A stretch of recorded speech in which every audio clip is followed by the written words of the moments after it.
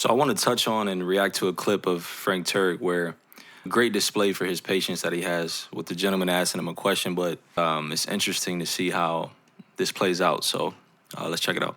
Dr. Turek, I'm only asking if you would murder your wife or children to prove your devotion. It's a simple question. I don't know what would happen. And by the way, when God decides that someone should die, it's not murder for him. Dr. Turek, God commanded you to murder your wife or children to prove your faith in God. Is your current devotion not enough to prove your faith? Must you murder your children as Abraham was instructed? It's very interesting. It's very kind of sly and slick the way, the type of question he's asking. He's almost trying to make it seem or put God on the witness stand to make him seem immoral or wrong or injustice for giving someone like Abraham an ultimatum. So it's very interesting the type of question he's asking, because he's almost trying to put that question onto Frank, but watch how Frank responds to this. I really like this. First of all, I don't know what I would do. This is a simple yes or no question, Doc. I don't know what I would do in Abraham's position. That's a good question. You know who really struggled with that? Soren Kierkegaard, who wrote a book called... Is your faith strong enough to murder your own children or wife? I'm thinking, and since I'm from New Jersey, it's really hard for me to do, so give me a minute.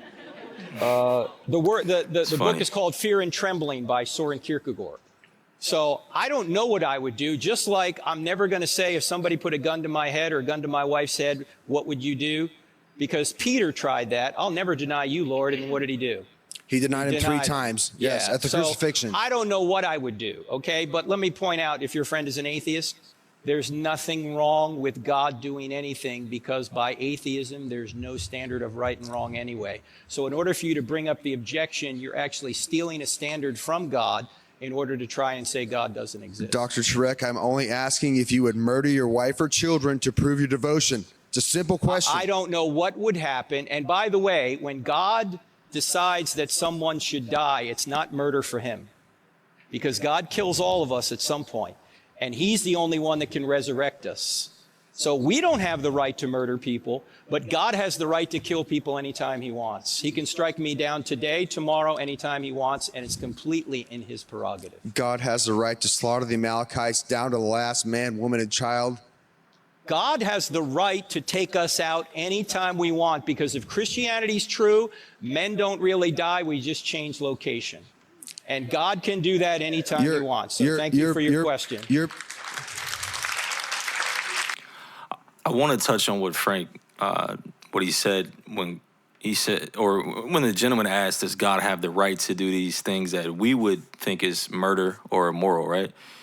Well, then that would, what Frank is saying would logically make sense, because if God is the creator, if he started everything, the moment he takes away a life or chooses to do something, he has that right to do that. We can't even make that judgment to say that it was wrong or not. Of course, our finite minds is going to run to that. We do that every day.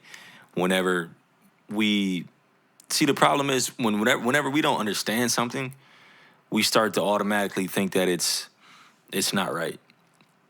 However, in the Bible, it specifically says that God's ways and his thoughts are way above ours.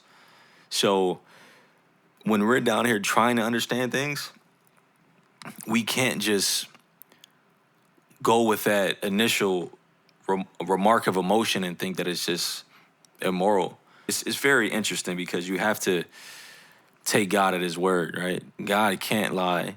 He can't trick you. He can't do anything wrong. It's not like God is up there viciously trying to hurt us. Even as a Christian, you'll wrestle with these things like, was it murder? When God flooded all the earth or sent a plague to Egypt, is that wrong? But when you really sit back and think about it, it's not. If he has a better understanding for something that we don't, then of course we have to put our faith in him and allow him to make the final decision. I definitely want to just touch on just the nature of Cody's question, because he obviously has a lot of brewing passion in the question to ask it and the tone that he's using. With that specific type of question, again, you're putting God on the spot, for lack of a better term. Are you really gonna? Are you really want me to kill my wife and children to prove my faith? But instead of taking that emotional jump to try to prove God for being wrong, why can't we just say and just give it up to say, I don't understand. Maybe there is a better way that I don't know, and you trust God for that.